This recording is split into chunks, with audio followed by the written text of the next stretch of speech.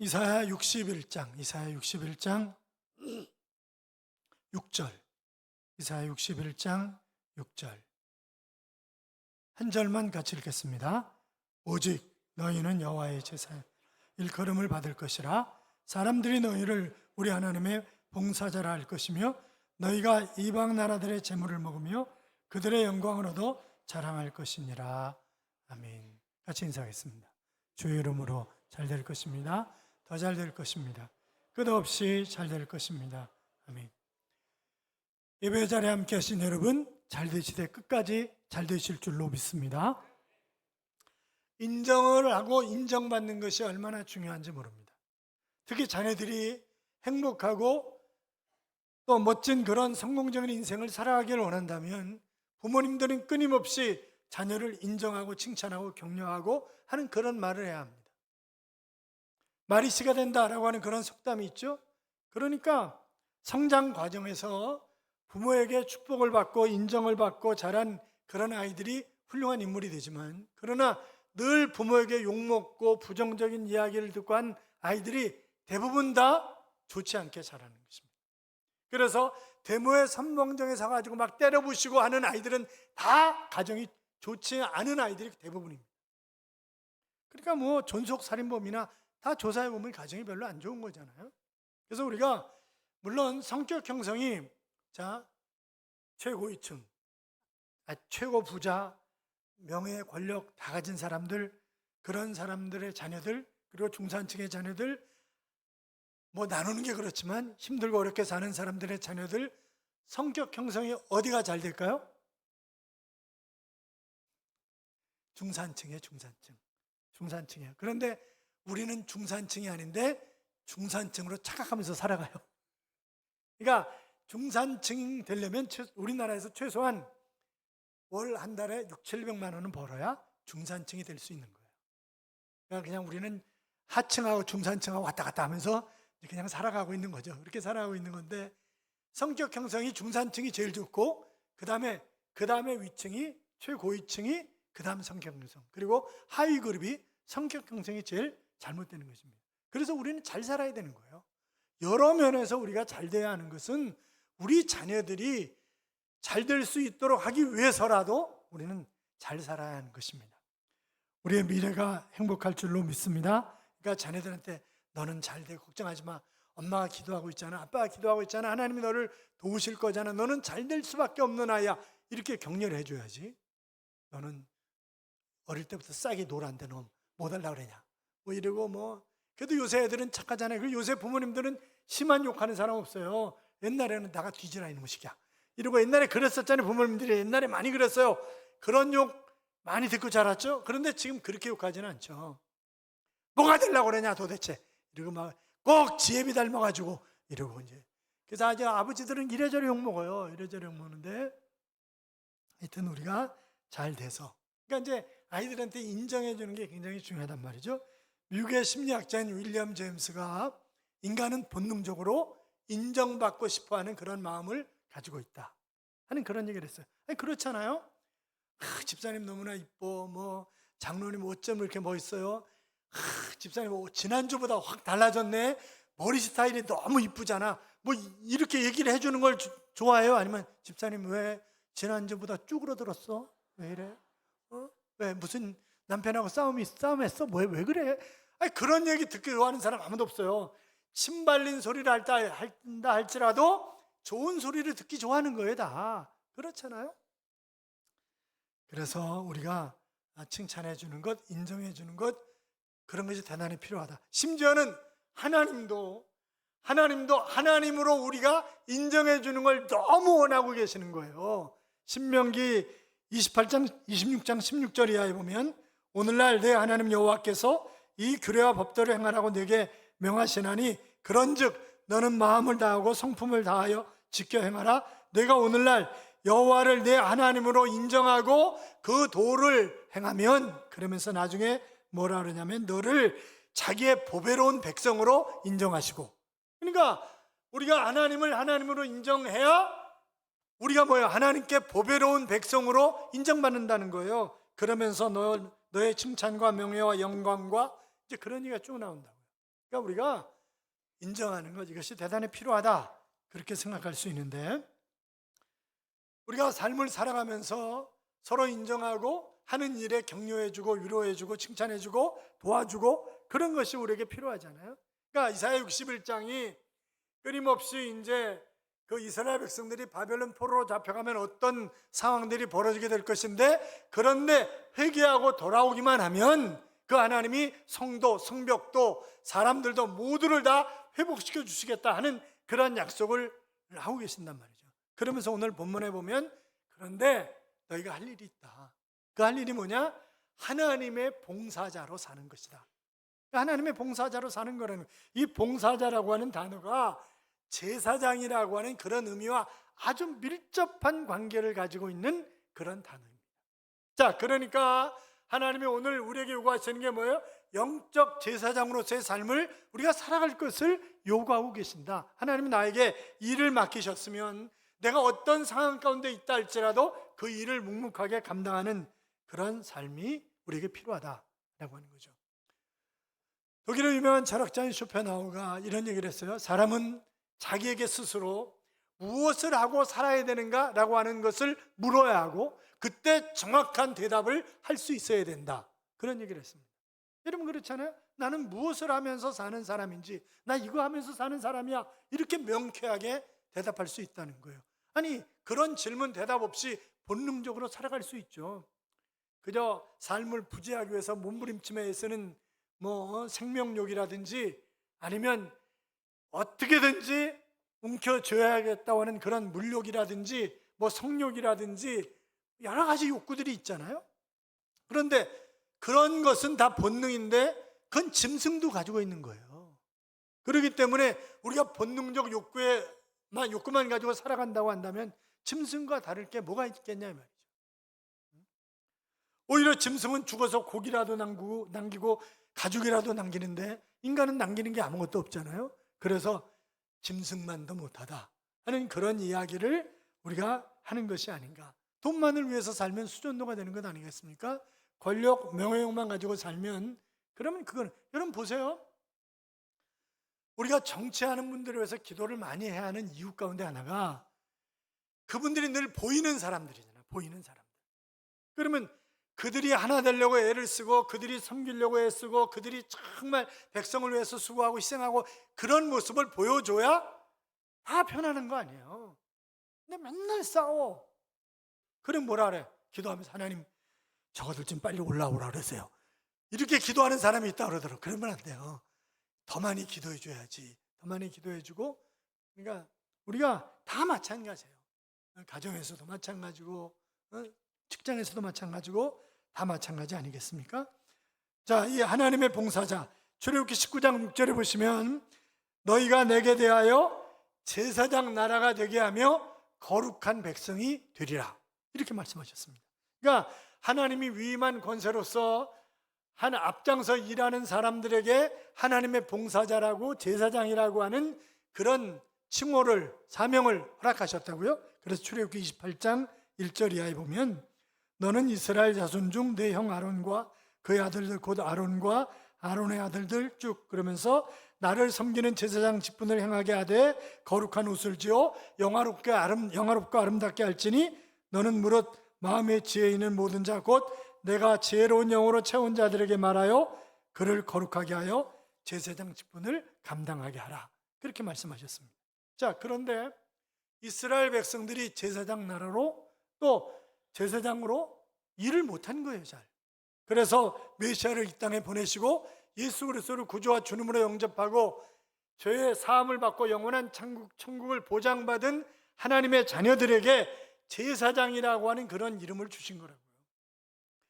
베드로전서 2장 5절에 보시면, 너희도 산돌같이 신령한 집으로 세워지고 예수 그리스도로 말미암아 하나님이 기쁘게 받으실 신령한 제사를 드릴 거룩한 제사장이 될지니라, 이렇게 말씀하시더니 9절에 가서는 그러나 너희는 택하신 족속이요 왕같은 제사장이요 거룩한 나라요, 이렇게 말씀하시는 것을 우리가 볼 수 있단 말이죠. 자, 그러니까 내가 이 시대의 제사장이다 라고 하는 그런 사명의식을 가지고 하나님의 봉사자로, 하나님의 일꾼으로서 아름답게 쓰임받아야 합니다. 그러니까 내가 무엇을 할 것인가를 잘 생각해 봐야 돼요. 그러니까 여러분, 주차 안내가 얼마나 중요한 줄 아세요? 이명박 전 대통령이 대통령 되려고 뭐 하셨는 줄 아세요? 소망교회 주차 안내원을 하셨어요. 소망교회 주차 안내원. 왜? 모든 사람을 다 만날 수 있잖아, 이게. 그래서 앞에서 늘 주차 안내하는 거예요.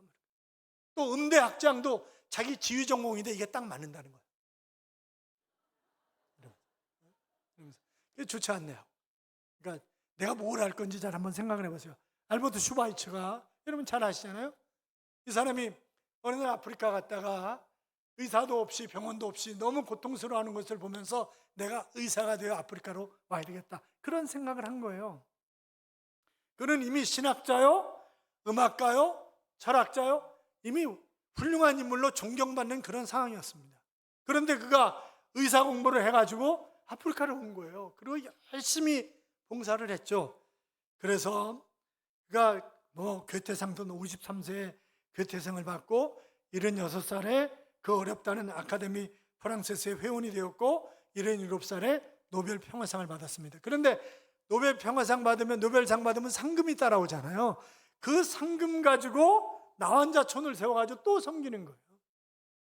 그래가지고 그가 90살에 하나님 품에 안겼습니다만 그 전에 자기 친구 교수가 그렇게 묻는 거죠. 야, 너는 말이야 얼마든지 편안하게 살 수 있는데 왜 이렇게 사서 개고생을 하냐? 그러니까 이게 뭐야? 그건 네 손이지. 아니야, 이건 하나님이 사용하시는 도구야. 나는 하나님이 사용하시는 도구로서 쓰임받는 것이고, 그래서 나는 그 쓰임받는다는 사실 때문에 얼마나 행복한지 몰라. 더 이상 그따위 얘기하지 마. 그렇게 이야기를 했다고 합니다. 여러분, 하나님을 아름답게 섬기면서 하나님의 일을 아는 봉사자는 하나님과 사람들 사이에 중매쟁이 역할을 잘해야 되는 거예요. 그러니까 하나님과 화목한 관계가 될 수 있도록 하는 그런 역할을 잘 감당해 줘야 되는 거죠. 고린도후서 5장 18절 이하에 보면 모든 것이 하나님께로서 났으며 그가 그리스도로 말미암아 우리를 자기와 화목하게 하시고 또 우리에게 화목하게 하는 직분을 주셨으니 곧 하나님께서 그리스도 안에 계시사 세상을 자기와 화목하게 하시며 그들의 죄를 그들에게 돌리지 아니하시고 화목하게 하는 말씀을 우리에게 부탁하셨느니라. 그러니까 화목하게 하는 일을 우리에게 부탁하셨다는 거예요. 그러니까 우리가 해야 할 중요한, 내가 하나님의 일을 아는 사람, 하나님의 봉사자로서 해야 할 중요한 일 가운데 하나가 뭐예요? 화목하게 하는 역할이에요. 근데 뭐 집안에서도 맨날 싸우는데 뭐 어떻게 화목하게 하겠어요? 그래도 우리 교회 가정들은 정말 남자들이 착해요. 여자들도 도끼 같은 눈으로 저를 쳐다보지 마시고, 남자들이 다 착하잖아요. 하자는 대로 다 하잖아요. 저도 집에서 꼼짝 못해요. 그리고 뒤에서 뭐라 그러겠어요? 제가 설교하면 아이고 진아 잘하지, 진아 잘해, 그러지 않겠냐고요. 그렇잖아요. 그러니까 우리가 잘해야 돼. 하여튼 가족들에게도 잘하고 직장에서도 잘하고 주변 이웃들에게도 잘하고, 그래야 나를 바라보는 사람들이 야, 저 사람은 왜 저렇게 저러냐, 아, 예수 믿잖아 저 사람, 나도 교회 다니고 싶다, 그런 마음이 들지 않겠어요? 그렇잖아요. 고레스 왕이라고 하는 사람이 있습니다. 그러니까 고레스 왕 때 해방령을 내려가지고 이스라엘 백성들이 이제 돌아오는 거 아니에요. 바벨론 포로로 갔다가. 근데 바사 왕이죠. 페르시아 왕인데. 그런데 전에 있었던 그런 아시리아라든지 바벨로니아라든지 이 정복했던 이런 나라의 왕들과는 다른 정책을 쓰는 거예요. 아시리아 왕은 이주 정책을 썼어요. 이주 정책을. 그래서 A라고 하는 지역에 있는 사람을 C로 옮기고, C라고 하는 지역에 있는 사람을 B로 옮기고, B라고 하는 지역에 있는 사람을 A로 옮기고, 그리고 거기 남아있던 사람들하고 같이 혼합해서 국제결혼시키고 이렇게 만든 거예요. 그래가지고 뭐 이상한 짓 하는 거죠. 그래서 북쪽 이스라엘의 사마리아인들이 그래서 생겨난 거잖아요. 사마리아인들이. 그런데 이 바벨론에서는 느부갓네살이라든지 이런 사람들이 정복한 나라의 왕족과 귀족 자녀들 가운데 똑똑한 애들을 다 데려가는 거예요. 14살에서 15살 되는 애들을 다 데려가가지고 바벨론 교육을 시키는 거죠.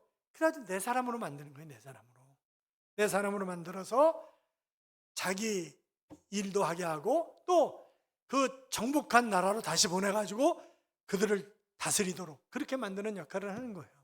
그런데 페르시아는 가능하면 교육을 시켜서 함께 살아가는 그런 방법으로, 특별히 고레스 왕, 이 고레스가 일반 역사에서는 사이러스 왕이라고, 그래서 그 예수를 믿지 않은 사람들이 성경을 연구하다가 야, 성경에 이 고레스라고 하는 왕이 바사에 없었다, 페르시아에 없었다, 그런 왕이. 그런데 나중에 고고학자들이, 그러니까 우리 교회도 고고학자들을 지원을 좀 많이 해야 돼요. 그 사람들이 막 여러 가지 발굴하는 거예요. 그런데 사이러스 니꼬르 고레스, 그래서 이게 역사적인 인물이었구나라고 하는 것이 밝혀진 거예요.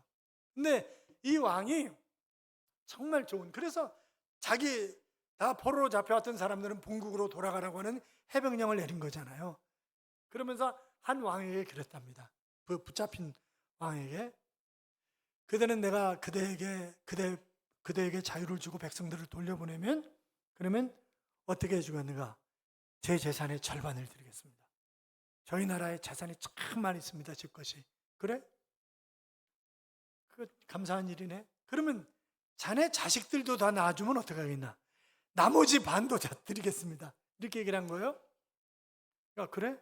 그럼 다 자네는 아무것도 가질 게 없는데? 그러면 자네 마누라를 돌려주면 어떻게 하겠나? 다 줬잖아요, 이미. 줄 게 없네, 이제.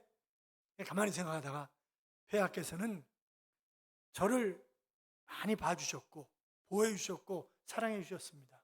그리고 이렇게 자유까지 주시는데 제가 폐하를 위해서 무엇인들 못 드리겠습니까? 제 생명을 드리겠습니다.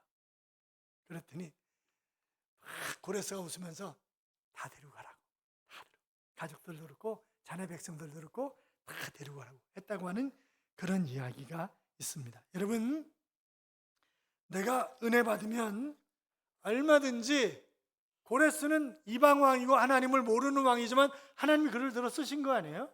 그러니까 하나님께 붙잡히면 그 사람은 화목해 하는 역할을 하는 거예요. 그러니까 여러분이 늘 가르는 일을 하고 그러면 그건 뭔가 좀 내가 사단의 놀이개감이 아닌가 하는 생각을 잘 해봐야 하는 것입니다. 뿐만이 아니라 내가 하나님의 일을 맡은 봉사자라고 한다면 하나님이 지어주시는 짐을 지고 가야 되는 겁니다. 여러분, 제사장들도 마찬가지잖아요. 제사장들이 짐을 옮겨야 되는 것들이 있었어요.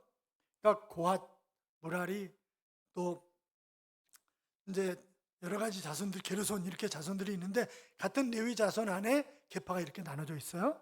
그러면 게르손 자손들이 책임질 거는 바로 성막을 두르고 있는 휘장, 천막 이런 것들이에요. 그 무겁잖아요. 그걸 그냥 이렇게 붙잡고 옮기기가 쉽지 않으니까 수레 2개, 소 4마리를 내줬어요. 그리고 무라리 자손들은 이 성막의 기둥들, 천 이런 것들을 다 옮기는 일을 하는 거예요. 그건 또 더 일이 많잖아요. 그래서 곱배기로 수레는 4개, 소는 8마리 그래 옮기한 거예요. 그런데 고핫 자손은 성막 안에, 성소 안에 있는 성물들을 옮기는 거예요. 그 성물이 많지도 않지만, 그러니까 그들은 반드시 수레나 이런 걸로 끌면 안 돼요. 그럼 바로 죽는 거예요. 그래서 웃사가 수레 옮기는데 수레가 마차에서 떨어지려니까 붙잡아가지고 이러고 죽었잖아요. 그냥 죽었어요. 그러니까 못하게 돼 있는 거예요. 못하게 돼 있는 거예요. 그러니까 그들은 어깨에 매는 거죠. 어깨에 매어 옮겨. 그러니까 여러분, 하나님이 야, 내 어깨 좀 빌리자. 내 어깨 아파요. 나 못해요. 뭐 때문에 안 돼요? 뭐 때문에 안 돼요? 그런 얘기하면 안 되는 거죠. 저는 아주 연말이 싫어요. 왜냐하면 각 임명을 전부 해야 되잖아. 임명을 전부 하면 못한다 그러고, 남편 때문에 못한다 그러고, 뭐 기도해 봐야 되겠다 그러고, 뭐 어쩌고 그래요. 그러면 그러고 싶어. 하지 마. 그런데 못 그러냐, 삐질까 봐 또 못 그래요. 그래가지고 목사하고 교인하고 싸우면 누가 이겨요? 교인이 이기지. 목사가 져요. 교인이 이겨. 그러니까 그냥 그러지 말고 하시라 그러고, 뭐 제가 기도 많이 해드리겠다 그러고 막 도와드리겠다 그러고 막 그러는 거 아니에요. 그렇잖아요. 그러니까 제발 좀 못한다 그런 얘기 좀 하지 말아요. 목사님, 제가 열심히 할 테니까 걱정하지 마세요. 정말 목사님이 탁월한 선택을 하신 거예요. 저를 거기에 맡기신 것은 정말 탁월한 선택을 하신 거라고, 제가 정말 열심히 할 거라고. 그러면 얼마나 좋겠어요. 그런데 35년 오는 동안 한 사람도 그런 얘기 한 사람이 없어요. 갈라디아서 6장 2절을 보시면 너희가 짐을 서로 지라. 그리하여 그리스도의 법을 성취하라. 짐을 서로 지라는 거예요. 그리고 요 5절에 하면 각각 자기 짐을 질지니. 그러니까 우리가 하나님이 나에게 맡겨주신 짐이 있어요. 그 짐뿐만이 아니라 또 정말 무거운 짐을 지고 가는 사람이 있으면 그 짐을 나눠서 줘야 되는 거죠. 그래서 그 짐은 마치 천사의 날개와 같다, 그런 얘기를 했어요. 그러니까 날개는 짐은 짐이잖아요. 짐은 짐인데 날개가 있어야 날지. 그러니까 짐이 마치 그거와 같다는 거예요. 여러분, 봉사자는 짐을 지는 사람이기 때문에 짐꾼입니다. 그런데 짐꾼이라고 하면 업신여기는 그런 직업으로 생각하기 쉬운데 아니요, 위대한 특권을 가진 사람이에요. 제가 지금 걱정하는 것 중에 하나가 있어요. 이제 관리 집사님이 나이가 많으세요. 나이가 많으면 순발력이 떨어져요. 근데 그분처럼 열심히 일하는 사람이 없어요. 구석구석 돌아가면서. 그런데 운전을 좀 난폭하게 하셔. 그래가지고 이게 그러면 나이가 들면서 순발력이 떨어지면 이게 브레이크 잡는 게 순발력이 떨어지면 어떻게 되겠어요? 그럼 사고로 이어질 가능성이 굉장히 커요. 그러니까 사람은 굉장히 좋은데 이제 오래 하신 거지. 73살까지 하셨으니까.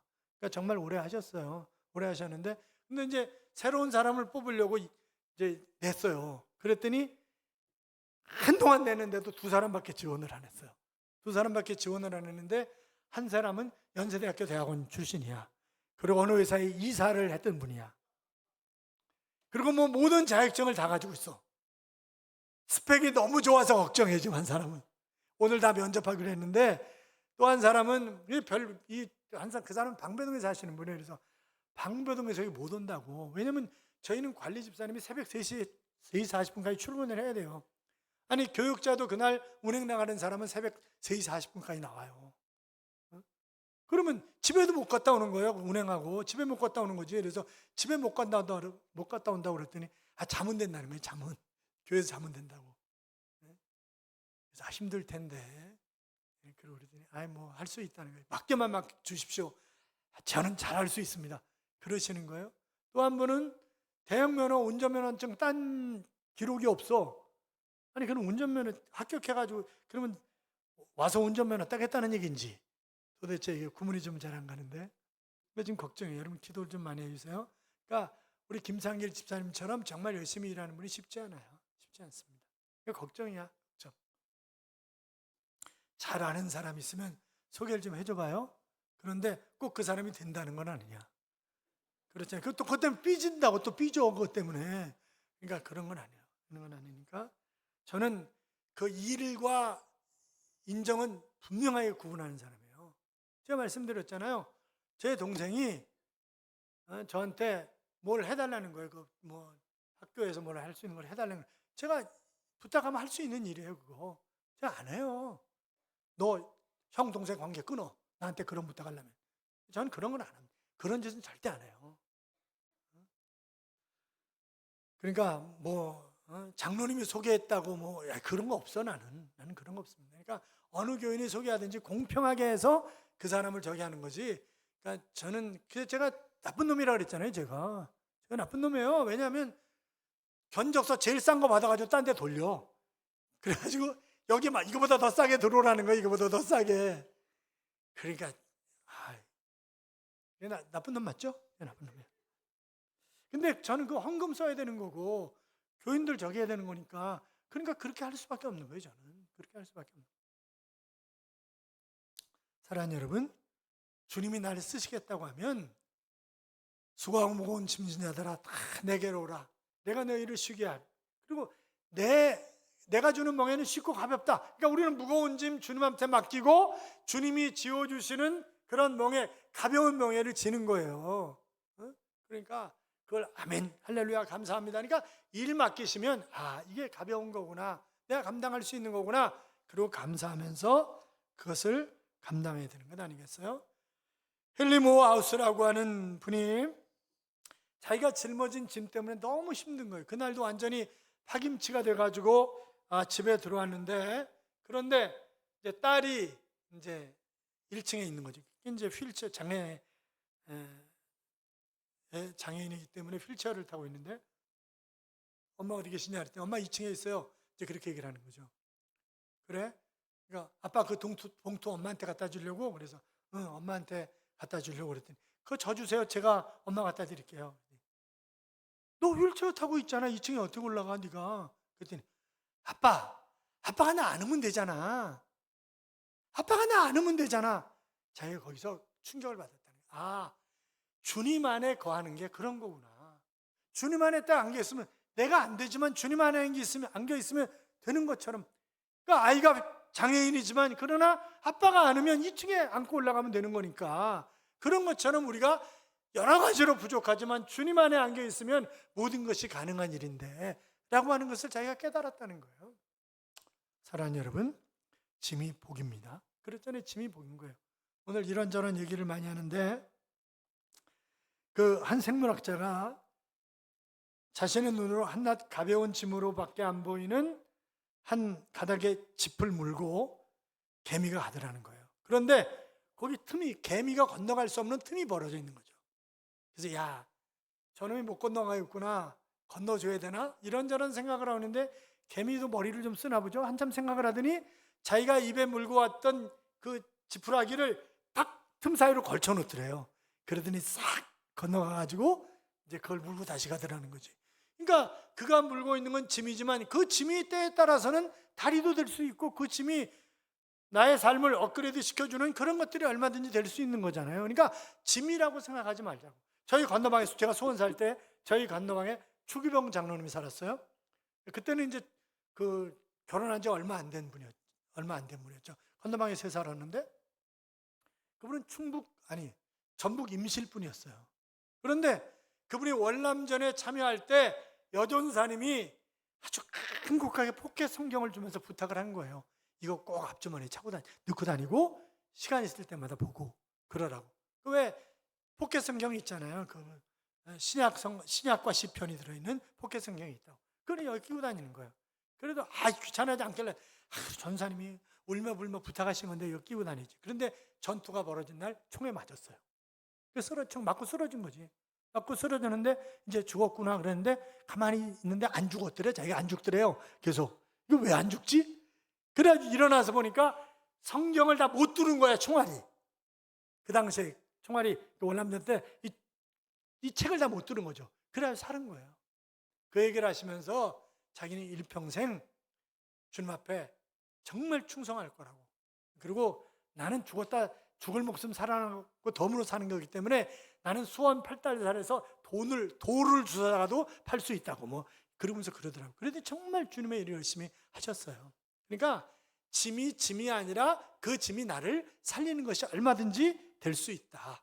그리고 그 짐이 뭐라 그랬어요? 이 봉사자라고 하는 단어가 제사장이라고 하는 단어와 밀접한 관계를 가지고 있는 것이고 그것은 이 봉사자는 짐을 지는 것이다. 그런데 여러분 제사장이 얼마나 많은 복을 받는 건데요. 그렇잖아요. 하나님의 권능이 나타납니다. 귀신을 제어할 능력을 주십니다. 제사장을 해할 자가 없습니다. 해를 당하면 주님이 직접 갚아버리십니다. 그러니까 줄이지도 목마르지도 상하지도 않습니다. 그러니까 제사장의 특권은 어마어마한 거예요. 그 특권은 언제 누려요? 바로 내가 그 직분을 감당할 때. 그 직분을 하려면. 그러니까 하나님이 다 회복시켜 주시겠다. 언제 회복시켜 주신다고요? 회개하고 돌아오면. 그러니까 언제 그러면 하나님이 그런 능력 이런저런 걸 주시냐? 제사장의 직분을 감당할 때.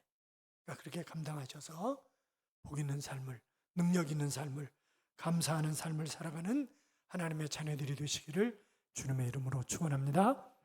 이런 찬양이 있어요. 내 삶의 기쁜 노래소리 들리네. 주님이 주신 사랑의 노래.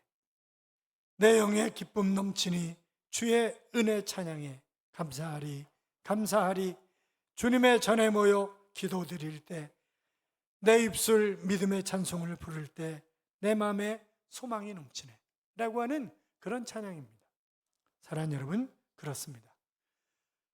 나에게 맡겨주신 하나님이 나에게 친히 맡기셨다고 하는 것을 생각하면 우리가 삶 속에서 어떤 일을 하든지 기쁘고 감사한 마음으로 그 일을 감당할 수가 있습니다. 우리의 영에 하나님의 기쁨이 충만할 수 있다고요. 사랑하는 여러분, 화목하게 하는 직책, 짐을 기꺼이 지는 그런 삶, 그런 삶을 살아서 이 시대의 영적 제사장으로서 아름다운 삶을 살아 하나님이 준비하신 복을 누리는 그런 삶이 되시기를 주님의 이름으로 축원합니다.